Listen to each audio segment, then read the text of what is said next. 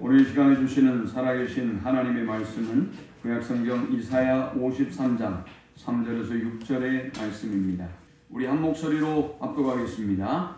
그는 멸시를 받아 사람들에게 버림받았으며 간고를 많이 겪었으며 질고를 아는 자라. 마치 사람들이 그에게서 얼굴을 가리는 것 같이 멸시를 당하였고 우리도 그를 귀히 여기지 아니하였도다. 그는 실로 우리의 질고를 지고 우리의 슬픔을 당하였거늘 우리는 생각하기를 그는 징벌을 맞아 하나님께 맞으며 고난을 당한다 하였노라. 그가 찔림은 우리의 허물 때문이요 그가 상함은 우리의 죄악 때문이라. 그가 징계를 받음으로 우리는 평안을 누리고 그가 채찍에 맞음으로 우리는 나음을 받았도다. 우리는 다 양 같아서 그릇 행하여 각기 제 길로 갔거늘 여호와께서는 우리 모두의 죄악을 그에게 감당시키셨도다. 아멘. 우리가 참 좋아하는 단어가 있습니다. 해피, 행복이라는 단어죠. 여러분들 중에 그 누구도 해피하고 싶지 않은 사람은 없을 것입니다. 오늘도 행복한 하루가 되기를 원하고 여러분의 평생도 해피한 인생이 되기를 원합니다. 여러분의 자녀들 또한 그렇습니다. 여러분이 간절히 기도하고 소망하는 것은 자녀들이 행복하고 강건한 삶을 살기를 원할 것입니다. 이와 비슷한 의미의 단어가 또 하나 있습니다.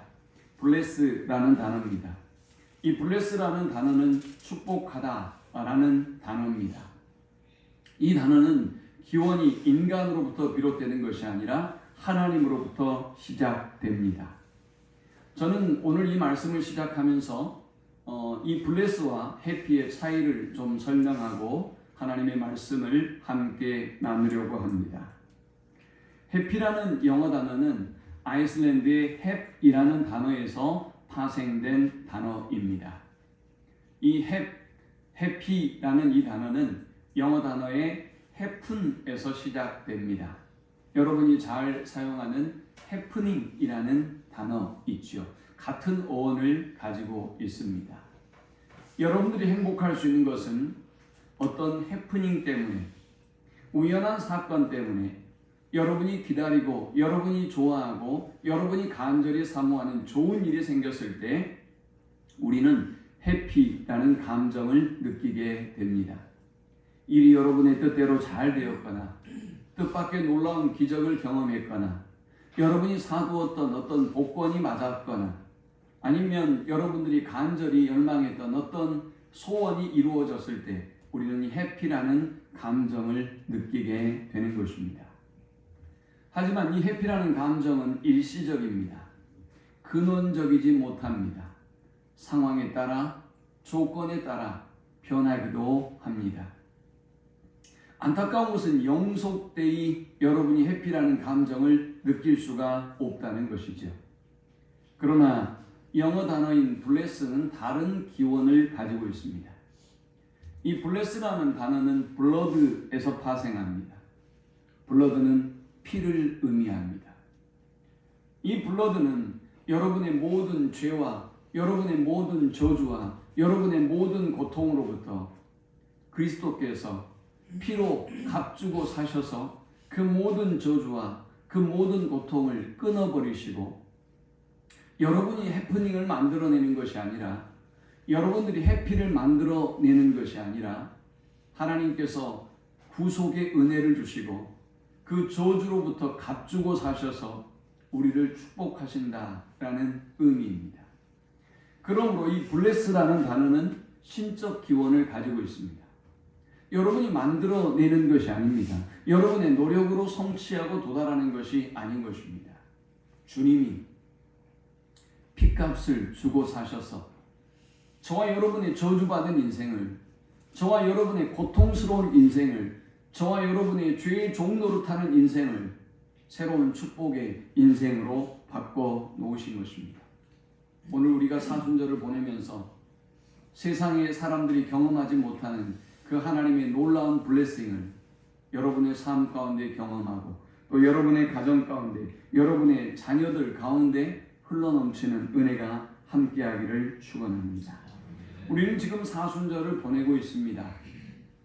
도대체 사순절이 무슨 절기이며 도대체 주님의 십자가의 고난이 도대체 우리에게 무슨 의미와 가치가 있다는 말인가? 여러분 아마도 궁금하실 것입니다. 왜 한국교회가 이 사순절이 되면 그토록 주님의 은혜를 사모하며 40일 동안 간절히 새벽의 제단을 쌓고 주님의 말씀을 묵상하고 또 주님의 사랑을 증거하는 일을 위해서 수고의 땀을 흘려왔는가? 그만큼 이 사순절이, 이 주님의 고난이, 이 십자가가 우리 인생의 인류에 미치는 영향이 크기 때문일 것입니다.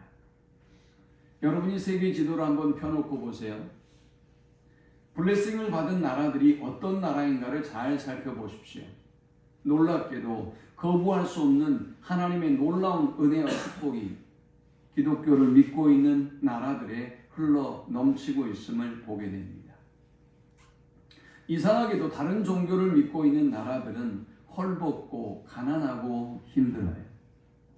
차원이 있든 없든 그것은 전혀 다른 차원의 문제임을 우리는 역사 속에서 보고 있습니다.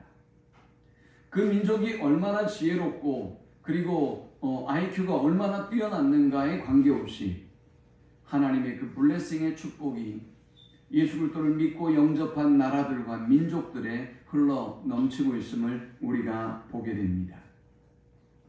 저와 여러분의 인생 속에 예수님의 이 십자가의 고난이 과연 어떤 의미가 있을까요? 여러분의 인생을 지배하고 있었던 모든 저주를 끊고 여러분의 인생을 지배하고 있었던 모든 고통과 정죄와 그 죄의 억눌림으로부터 자유를 선언하고 그 저주가 축복으로 바뀌는 엄청난 사건이기 때문에 그렇습니다. 오늘 본문인 이 이사야서는 이사야 선지자가 예수님이 이 땅에 오시기 전 600에서 700년 전에 기록한 책입니다. 저주받은 고통과 억압과 그리고 침략의 고통 속에 있는 우리나라와 민족 가운데 앞으로 메시아가 오실 것인데 그 메시아가 우리의 인생을, 우리의 나라를 이렇게 바꿔 놓을 것이다. 하나님은 이사야 선지자에게 예언을 주셨고 그 예언을 그 시대에 보지 못했던 백성들에게 선포하기 시작합니다. 과연 연약했던 이스라엘이 어떻게 부강한 나라가 되고 어떻게 축복의 나라가 되며 그 강한 열강으로부터 안전하게 보호를 보장받을 수 있었던 것일까요?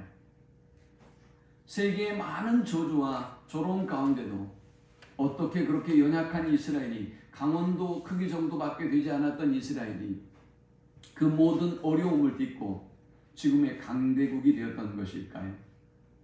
오늘 연약했던 우리가 성적으로 본다면 저 세상의 사람들과 전혀 다를 바가 없는 선한 것 하나 가지지 않는 우리가 어떻게 하나님의 이 놀라운 벅찬 은혜와 감격 속에 하나님의 축복 속에 살아가고 있는 것일까요?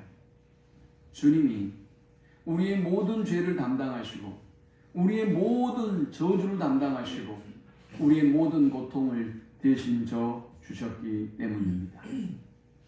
우리는 먼저 주님이 우리를 대신해서 지셨던 그 고난의 십자가를 묵상해 보려고 합니다. 주님은 과연 저와 여러분을 위하여 어떤 고통을 당하셨을까요? 첫 번째는 주님은 우리를 구원하기 위하여 불신의 고통을 당하셨습니다. 53장 1절에 우리가 전한 것을 누가 믿었느냐? 여호와의 팔이 누구에게 나타났느냐 했습니다. 여러분을 믿어주지 않을 때 참 너무 힘든 고통이 있습니다. 물론 사람은 자신의 연약함과 한계와 실수 때문에 다른 사람이 믿지 못하도록 우리 자신을 그렇게 만들어버리기 때문에 다른 사람들이 거듭되는 실수와 거듭되는 우리의 행동으로 인하여 우리를 믿지 못하는 경우가 많습니다. 그런데 놀라운 사실은 사람들은 예수님을 믿지 못했습니다. 예수님이 하시는 말씀도 믿지 못했습니다.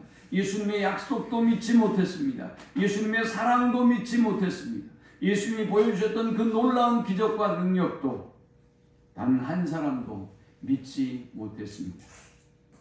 오히려 그들은 예수님을 조롱했습니다. 네가 만일 하나님의 아들이거든 십자가에서 내려오라고 조롱했습니다.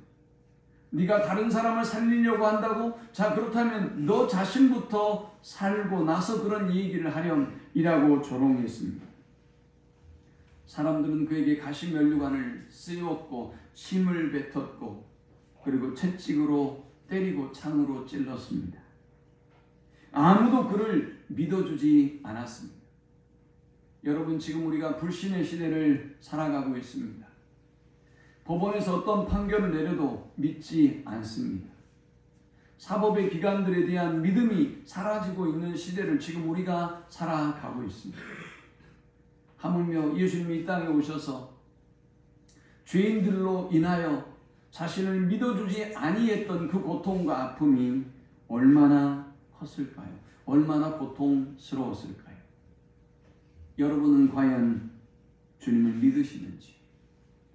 여러분은 과연 주님이 저와 여러분에게 주셨던 말씀을 믿으시는지? 저와 여러분은 주님이 저와 여러분에게 약속하셨던 그 언약을 믿고 계시는지? 다시 오시겠다, 심판주로 이 땅에 다시 오시겠다고 말씀하셨던 그 하나님의 언약을 믿는지, 먼저 그의 나라와 그의 의를 구하면 이 모든 것을 더해 주시겠다는 그 하나님의 약속을 믿는지요? 주님은 아무도 믿어주지 않는 그 고통의 십자가를 홀로 짊어지셨습니다. 주님은 두 번째 초라한 모습으로 이 땅에 오셨습니다. 주님은 2절에 그는 주 앞에서 자라나기를 연한 순 같고 마른 땅에서 나온 뿌리 같아서 고운 모양도 없고 풍채도 없은즉 우리가 보기에 흠모할 만한 아름다운 것이 없도다 했습니다. 제가 한동안 나는 솔로라는 프로그램을 좀 봤어요. 왜 보느냐? 이제 나이 든 제가 그걸 왜 보겠습니까? 사람들의 심리의 흐름을 보고 그리고 거기에 대한 반응을 보고 그것을 이렇게 살펴보고 있었어요. 그런데 요즘은 전혀 보질 않습니다. 왜냐하면 요즘은 정말 결혼하려고 나오는 사람들이 아니라 자기의 이익을 위해서, 자기가 하고 있는 일들을 위해서, 자기를 알리기 위해서 나온 사람들이 더 많다는 생각이 들어서입니다. 근데 요즘 보니까, 이번에 나는 솔로를 보니까 아주 좋은 사람들이 많이 나왔어요. 기대감을 많이 가지고 있습니다. 그렇다고 제가 보지는 않고요. 가끔 이렇게 돌리다 보면 기대감을 갖게 하는 사람도 있습니다. 생산직으로 있는 사람, 그리고 다른 사람보다 몸매가 조금 있는 사람, 이런 사람들이 다 나와서, 또 그리고 여자의 손을 한 번도 잡아보지 못한 사람, 남자의 손을 한 번도 잡아보지 못한 사람, 이런 사람들을 모태솔로라고 하더라고요. 이런 사람들이 나와서 해서 제가 재밌게 틈틈이 좀 보았습니다. 그런데 제가 참 마음 아프게 보는 한 청년이 있습니다. 남자 청년인데요. 캐토릭인 것 같아요. 이 청년은 그렇게 울어요. 자기에게 사람이 대해주는 모습, 그리고 저 석양에 지는 노을만 보고도 울어요. 자기의 한심한 모습을 보고도 울어요. 그리고 자신을 표현하기를 이렇게 얘기하더라고요. 저는 찌질이었습니다. 저는 찌질이었는데 찌질이가 변화되기 위해서, 이 찌질이의 모습에서 벗어나기 위해서 저는 몸부림치고 노력했습니다. 그런데 여전히 찌질이인 제 모습 때문에 너무나 힘이 들고 고통스럽습니다. 또 펑펑 우는 거예요. 제가 그 프로그램을 보면서 생각했어요. 저런 바보 같은 놈이 있나? 아니, TV까지 나와서 울어버리면 이제 어떻게 하겠다는 건가? 장가를 가겠다는 건가? 안 가겠다는 건가? 걱정하면서 응원하고 있어요. 주님은 찌질이로 이 땅에 오셨습니다. 주님은 본문 2절의 말씀처럼 연한 순 같은 모습으로 오셨습니다. 볼품없는 모습으로 오셨습니다. 남이 보기에 아름답지 못한, 풍채도 없는, 고운 모양도 없는, 우리가 보기에 흠모할 만한, 매력을 느낄 만한 모습으로 이 땅에 오시지 않으셨습니다. 왜 그러셨을까요? 창조주 하나님께서 가장 멋지고 위풍당당하고 사람들이 볼만한 매력적인 모습으로 오실 수 있었을 텐데, 연한 순처럼 언제 사그러질지 모르는 그 초라하고 연약한 모습으로 주님이 이 땅에 오시야만 했던 이유는 무엇일까요? 바로 연약한 저와 여러분들, 어쩌면 세상이 연한순 같고 찌질이 같은 저와 여러분들이 언제든 주님을 의지하고 주님을 바라보고 주님 앞에 나와서 구원을 얻게 하기 위함이었습니다. 주님은 이 땅에 멸시받는 모습으로 임하셨습니다. 그는 우리를 구원하기 위하여 멸시를 당하셨습니다. 멸시라는 단어는 업신여기다, 하찮게 여겨 깔보다 라는 의미입니다. 여러분, 세상에 누가 우리 주님을 깔보고 업신여길 수 있겠습니까? 여러분의 창조주이시고 이 땅의 창조주이시며 온 땅을 주장하시고 통치하시는 신이 그 누구에게 저주와 멸시를, 하찮게 여김을 당할 수 있겠습니까? 그런데 주님은 배은망덕한 인간들이 자신을 멸시하는 그 모습을 보면서도 십자가의 그 모진 고통을 거부하지 않으셨습니다. 주님이 그 멸시와 조롱을 참아냈던 이유는 단 하나, 우리를 구원하기 위함이었습니다. 여러분의 자녀들이 세상에서 혹은 어떤 사람들에게 멸시와 조롱을 받으면 여러분 어떠세요? 분노하시죠. 성부 하나님은 당신의 외아들 예수 그리스도가, 하나님이신 예수 그리스도가 저 죄인들에게 멸시와 조롱과 하찮게 여김을 당하는 모습을 보면서도 저와 여러분을 구원하기 위하여 끝내 참으시고 기다리시고 우리의 구원을 완성해 주셨습니다. 주님은 저와 여러분을 위하여 또 어떤 고통을 당하셨을까요? 주님은 우리를 위하여 간고를 많이 겪으셨다 라고 오늘 본문은 말합니다. 그는 멸시를 받아 사람에게 버림받았으며 간고를 많이 겪었으며 했습니다. 인간이 가장 고통스러운 게 뭡니까? 버리움을 당한 것입니다. 주님은 멸시를 받고 사람들에게 외면과 유기를 당했습니다. 요즘 개를 버리면 중범죄에 해당하죠. 그리고 처벌을 받아요. 부모를 버리는 사람들도 있죠. 그런데 죄인들이 감히 하나님을 버렸어요.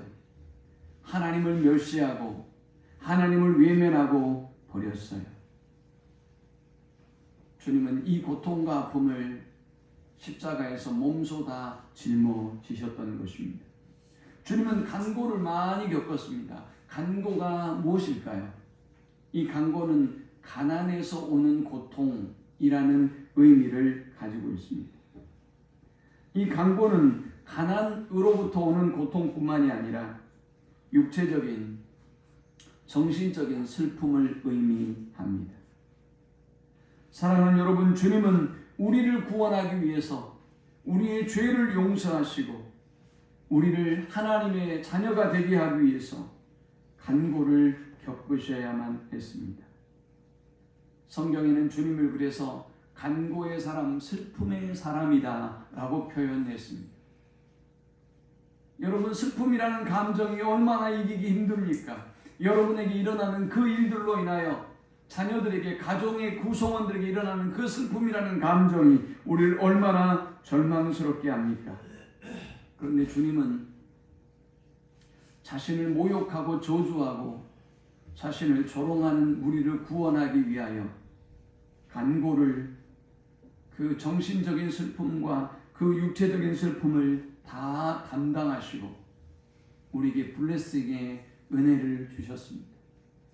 이것이 부모의 마음 아니겠습니까? 내가 고생하고 부모가 잘 되기를 원하는 마음 말입니다. 우리 주님은 자신이 모든 슬픔과 고통과 버려짐과 그리고 이 멸시를 당하시면서 우리는 행복하기를, 우리는 하나님의 축복을 누리며 살아가기를 그 십자가에서 기도하는 마음으로 이 모든 고난과 슬픔을 당하셨습니다. 주님은 이 십자가에서 또 어떤 고통을 당하셨을까요? 질고를 아는 자라 했습니다. 이 질고는 질병으로부터 오는 고통을 의미합니다.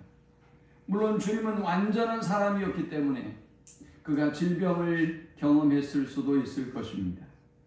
여기 질병을 아는 자다라는 이 말은 질병을 다 경험해보고 다 겪었다는 말을 의미하는 것은 아닙니다. 주님은 사람들의 나약하고 사람들을 고통스럽게 만드는 이 질병의 고통을 아시고 그 고통을 치료해 주셨다라는 의미로 그가 질고를 아는 자라라고 했습니다. 사랑하는 여러분, 저와 여러분이 지금 정신적인 질병이든 영적인 질병이든 아니면 육체적인 질병이든 어떤 질병을 가지고 있든 주님의 십자가의 사건을 통해서 우리의 모든 질병이 나음을 입었음을 믿으시기 바랍니다. 주님은 우리의 모든 질병을 치료하기 위하여 그 십자가에 달려 죽으셨다는 것입니다. 미국의 의사인 그레이스와 그레안이라고 하는 팀이 128명의 외래 환자를 대상으로 연구 보고를 합니다. 두드러기 때문에 찾아온 31명의 환자들을 면밀하게 조사해 보니까 그들은 멸시와 천대 받고 있는 그런 고통을 경험하고 있는 사람들이었습니다. 그들은 이 두드러기가 자신이 멸시와 천대를 받고 있기 때문에 일어난 일이라고 믿었고 또 의사들도 그렇게 결론을 내렸습니다. 27명의 습진 환자가 있었습니다. 그들의 고민과 어려움, 그들의 스트레스를 물어보니까 심한 간섭이나 방해를 받고 있었습니다. 또 10명의 비염 환자들을 조사해 보았습니다. 그들은 자신의 힘으로 어떻게 할 수 없는 상황에 처했을 때 비염이 일어나고 비염이 심해진다고 말했습니다. 7명의 천식 환자들을 조사해 보았습니다. 그들은 말했습니다. 어떤 절망감이 우리를 지배하기 시작할 때 심한 천식이 우리에게 임합니다. 9명의 12지장 궤양 환자들에게 물었습니다. 그들은 증오심을 품고 복수심이 막 일어날 때 그때 12지장 궤양의 고통을 당한다고 했습니다. 주님은 우리의 모든 질고를 아십니다.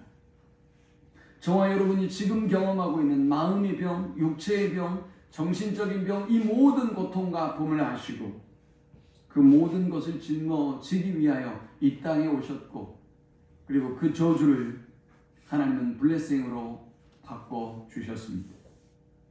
자, 그런데 십자가에서 우리를 위하여 죽으신 그 주님을 바라보는 우리의 시각은 어떠할까요?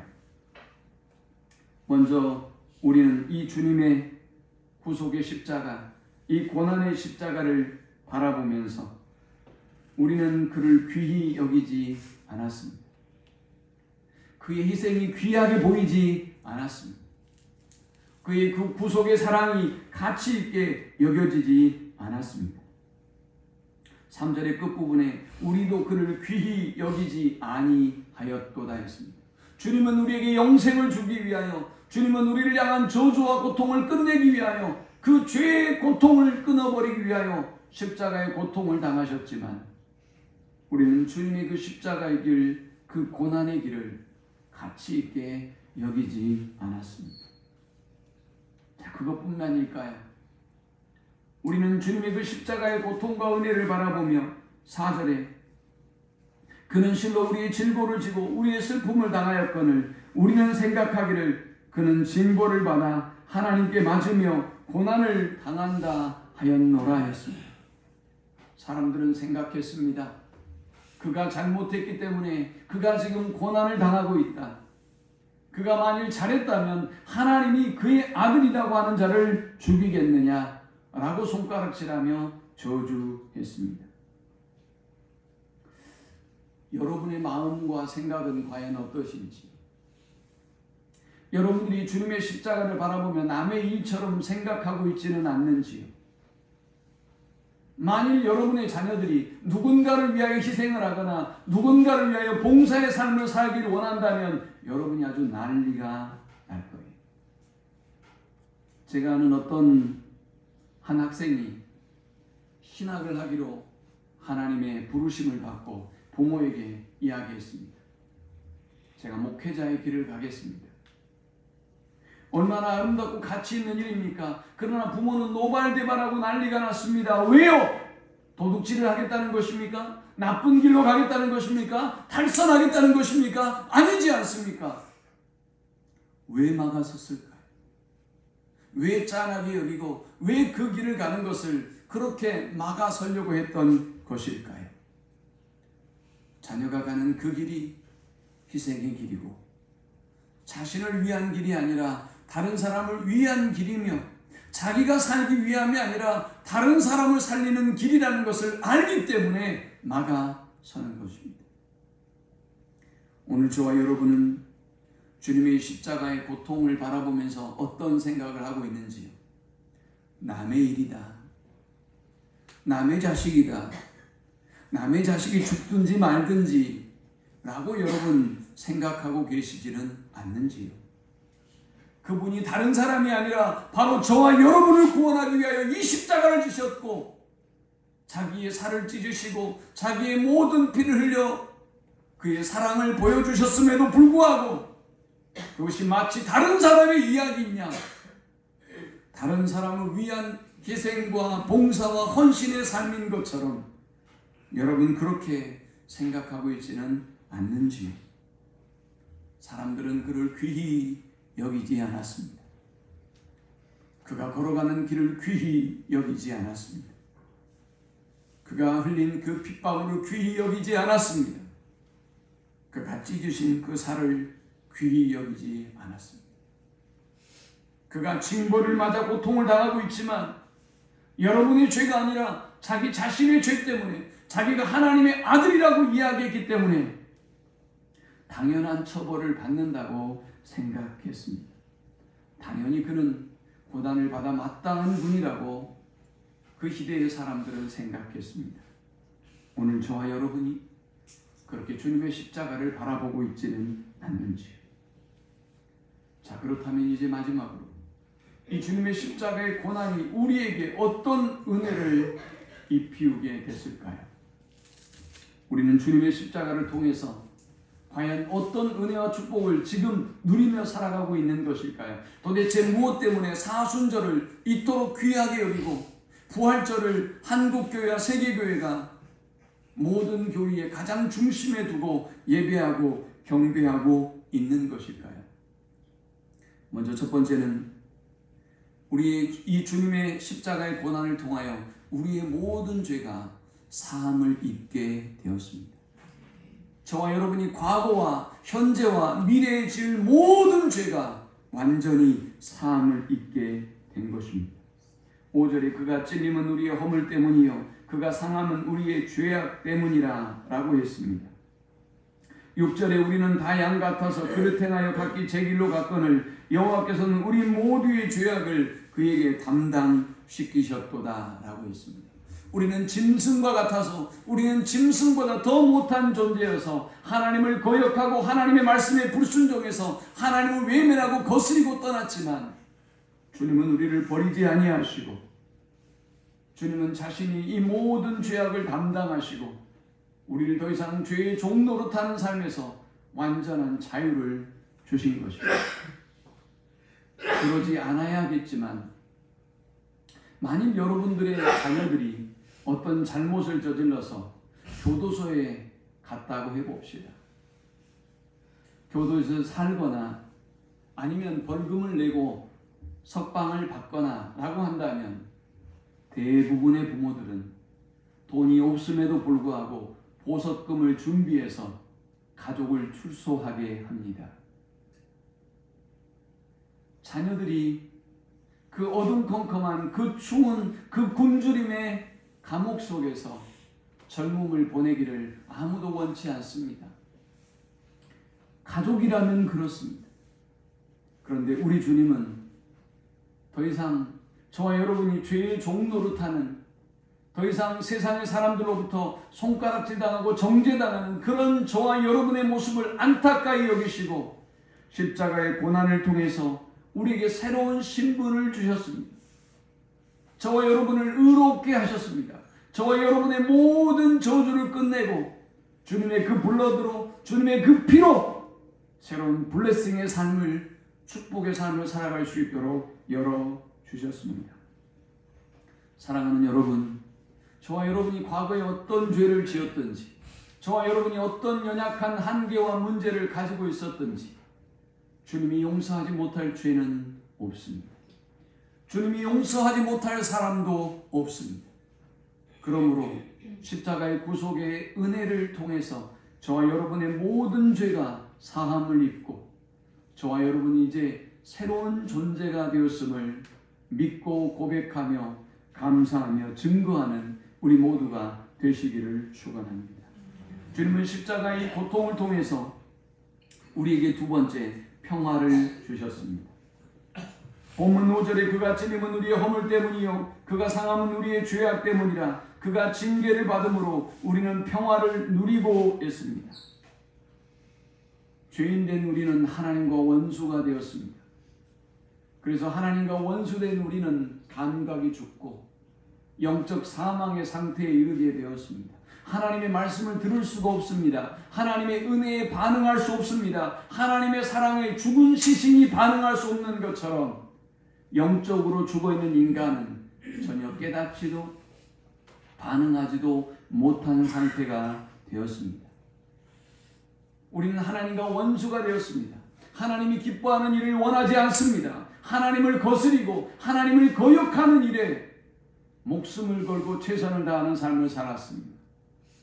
그런데 주님의 이 십자가의 사건은 하나님과 등진, 하나님과 원수가 되었던 우리를 우리의 모든 죄의 문제를 해결해 주심으로 평화의 길을 열어주셨습니다. 이제 저와 여러분은 하나님께 나아갈 수 있는 존재가 된 것입니다. 하나님 앞에 예배할 수 있는 축복을 누리는 것입니다. 하나님을 아버지요 주라고 고백할 수 있는 새로운 성도의 길을 걷게 된 것입니다. 세상의 사람들이 아무리 비난하고 아무리 저와 여러분을 공격해도 주님이 저와 여러분을 양자 삼으시고 막혔던 모든 관계를 열어주셔서 우리에게 새로운 평화가 도래하기 시작한 것입니다. 이 평화는 하나님과 우리와의 관계에서만 비롯되는 것은 아닙니다.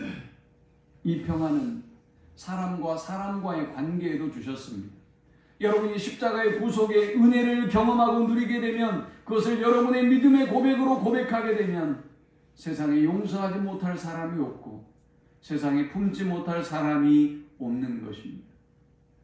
저와 여러분이 범죄함으로 에덴 동산은 가시엉겅퀴를 내기 시작했습니다. 우리의 범죄로 인간의 탐욕으로 환경이 얼마나 파괴되고 무서운 후유증이 오히려 자연이 우리를 공격하는 이 무서운 후유증이 오늘 우리에게 임하고 있습니까? 그런데 예수님의 이 십자가의 사건은 하나님과의 평화뿐만이 아니라 인간과 인간의 평화뿐만이 아니라 자연과 인간을 평화하게 하는 자연 속의 은혜를 하나님의 은혜를 알고 하나님이 말씀하시는 대로 자연과 더불어 사는 삶을 추구하는 사람으로 하나님이 우리를 만들어 주셨습니다. 요한복음 14장 27절을 말씀합니다. 평안을 너에게 끼치노니 곧 나의 평안을 너에게 주노라. 내가 너에게 주는 것은 세상에 주는 것 같지 아니하니라. 너희는 마음에 근심도 말고 두려워하지도 말라. 블레싱은 하나님이 주시는 것입니다. 평화도 하나님이 주시는 것입니다. 편안함은 돈을 주고 살 수 있어요.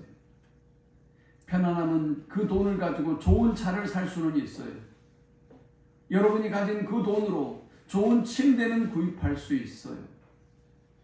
그러나 여러분, 평안은 하나님이 주시는 선물이에요. 하나님이 주시는 평안을 누리는 사람은 아파도 평안하고요, 가난해도 평안하고요, 세상 사람들이 아무리 공격하고 저주하고 욕해도 그 평안함을 누리며 살아갈 수가 있어요. 주님은 이 십자가의 구속의 은혜를 통하여 우리에게 평안을 선물해 주셨습니다. 주님은 이 십자가의 구속의 사건을 통해서 마지막으로 우리에게 나음의 은혜를 베풀어 주셨습니다. 본문 5절에 그가 찔림은 우리의 허물 때문이요 그가 상함은 우리의 죄악 때문이라. 그가 징계를 받음으로 우리는 평화를 누리고 그가 채찍에 맞음으로 우리는 나음을 받았도다. 그가 채찍에 맞음으로 우리는 나음을 받았도다 라고 하나님이 말씀하고 있습니다. 주님은 우리의 영적인 질병과 육체적인 질병과 우리의 마음의 모든 질병을 친히 짊어지시고 우리를 낫게 하시기 위해서 이 땅에 오셨고 낫게 하셨다고 선포하고 있어요. 그러므로 사랑하는 여러분, 의심하지 마십시오. 오늘 여러분이 가지고 있는 어떤 질병이나 어떤 고통이 있더라도 하나님께 그 질병을 가지고 나아가서 하나님의 놀라운 치유하심을 경험하는 우리 모든 성도들이 될 수 있기를 축원합니다. 야고보서 5장 14절에서 16절을 말씀합니다. 너희 중에 병든 자가 있느냐? 그는 교회의 장로들을 청할 것이요 그들은 주의 이름으로 기름을 바르며 그를 위하여 기도할지니라. 믿음의 기도는 병든 자를 구원하리니 주께서 그를 일으키시리라. 혹시 죄를 범하였을지라도 사하심을 받으리라. 그러므로 너희 죄를 서로 고백하며 병이 낫기를 위하여 서로 기도하라. 의인의 간구는 역사하는 힘이 큼이니라. 그러므로 사랑하는 여러분, 하나님께서 우리의 모든 병을 치료하실 것을 믿고 우리의 연약함을 가지고 있다면 그 연약함을 위하여 기도하라고 말씀하십니다. 서로 기도하라고 말씀합니다. 함께 모여서 그 문제를 가지고 기도하면 하나님이 치료해 주시겠다고 약속하고 있습니다. 다윗은 자신의 한계를 너무나 잘 알았습니다.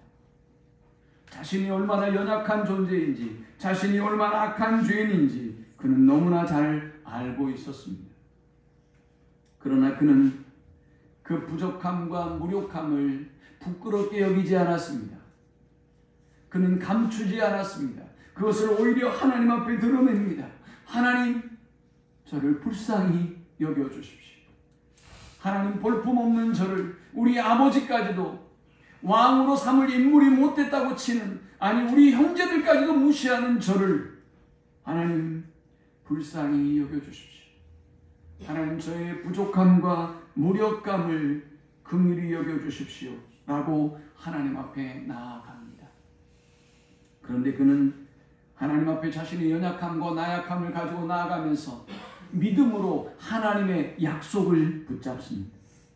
하나님께서 나의 약함을 통하여 강하게 하시고 나의 부족함을 통하여 지혜롭게 하시고 나의 연약한 모습을 통하여 하나님이 반드시 일하시고 승리케 해주실 것이라는 믿음을 갖고 하나님 앞에 그의 연약함을 가지고 나아갔던 것입니다.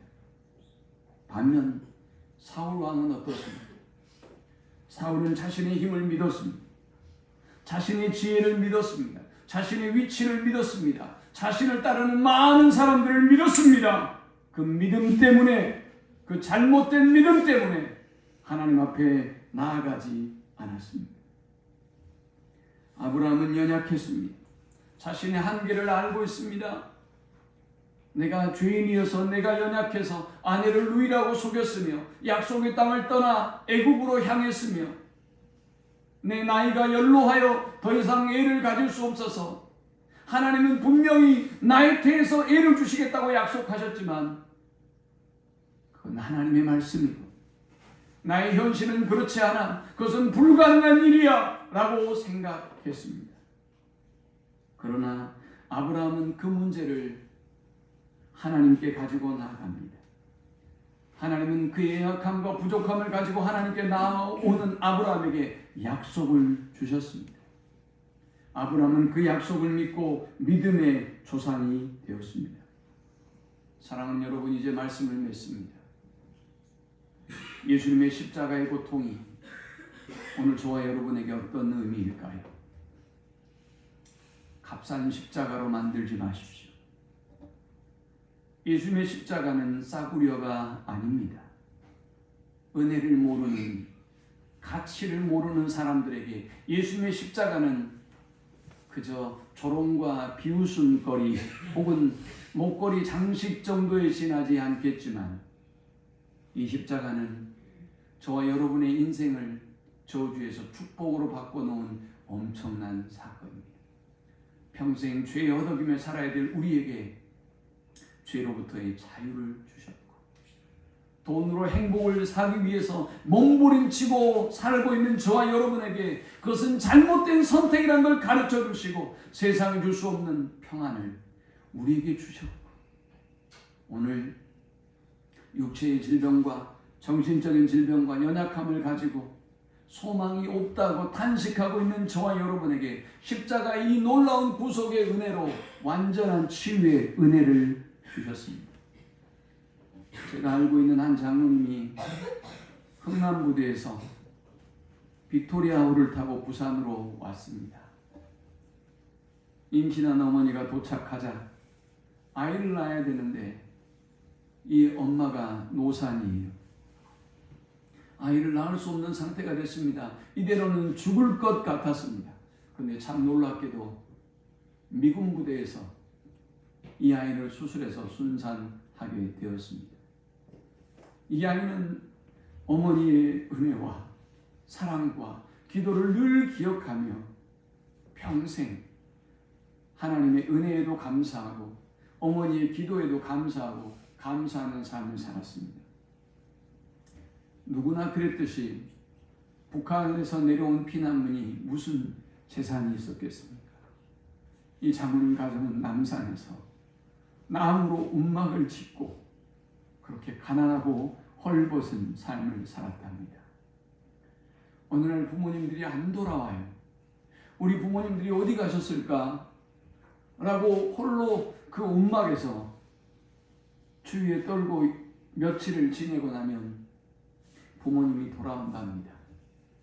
나중에 알게 됐대요. 이 부모님이 구치소에 있다가 온 거예요.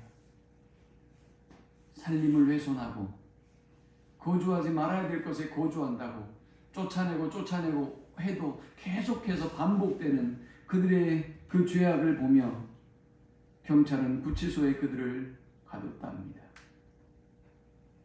6살이 돼서 먹을 것이 없었어요.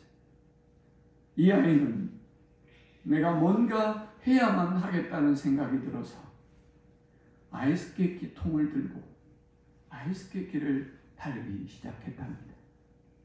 그리고 불쌍한 애가 6살짜리가 아이스크림을 팔고 있으니 얼마나 짠했겠어요.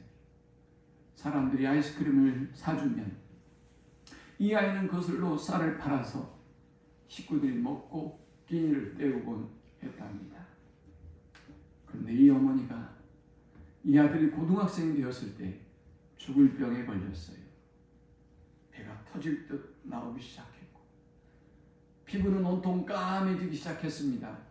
죽음의 그림자가 그 엄마에게 드리운 것입니다.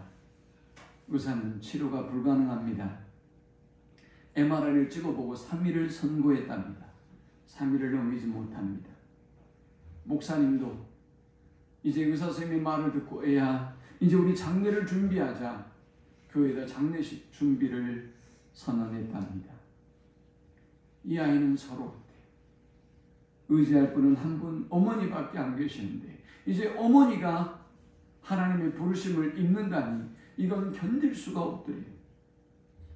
내 유일한 힘이자 하나님을 위하여 살았던 우리 어머니를 하나님 왜 데려가십니까? 하나님 어떻게 이럴 수 있습니까? 간절히 부르짖기 시작했답니다. 아이가 자는지 깼는지 꿈인지 환상인지 알지 못한 채 성전에서 자고 울고 기도하고 깨고를 반복했대요. 그런데 하나님의 놀라운 역사가 일어났어요.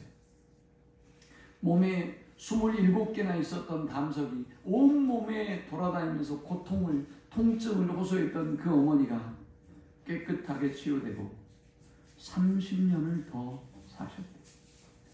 살아계신 하나님을 믿으시기 바랍니다. 하나님은 지금도 살아계십니다. 하나님은 지금도 저와 여러분이 가지고 있는 어떤 질병도 못 고칠 질병이 없습니다. 그 하나님께 우리의 모든 문제를 가지고 나아가서 이 십자가의 주님의 고통을 통해서 여러분의 삶의 무게가 자유케 되고 노임을 얻고 치료되고 해결되는 역사를 경험하는 우리 모두가 되시기를 축원합니다. 우리 함께 기도하십시다.